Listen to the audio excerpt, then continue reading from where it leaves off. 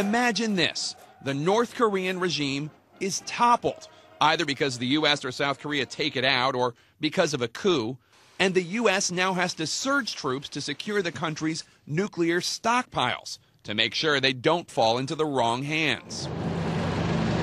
It's a frightening scenario played out recently at the U.S. Army War College, one that did not end all that well.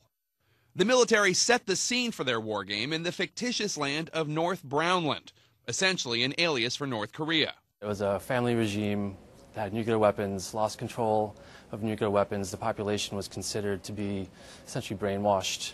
Paul McCleary, a writer for Defense News, was present as the military officials debated the plans. U.S. troops, he says, had immediate problems surging into the North Korea-like country.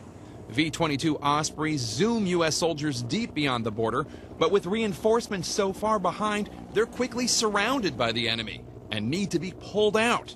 American troops eventually make it over the border, but with nuclear sites located in populated areas, their mission grows more difficult.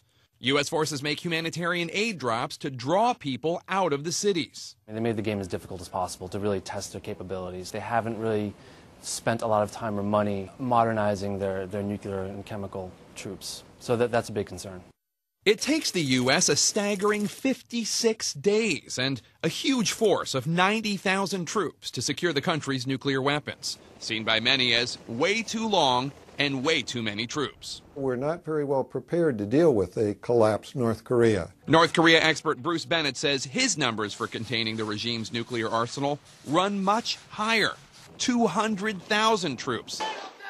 That's larger than the forces in Iraq and Afghanistan at its peak. We would have to send perhaps a third of our army to South Korea in order to deal with the weapons of mass destruction. It's thought that North Korea has 100 sites linked to their nuclear and missile program, but with a black tarp shrouding intelligence on the locations, U.S. troops would likely have to fight their way through the country to find and secure them. North Korea has about 1.2 million people in the military. That's a very large military for us to deal with, but they also have, according to the South Korean Defense Ministry, about 200,000 special forces. And those special forces would be prepared to fight you like Taliban or the Iraqi insurgents.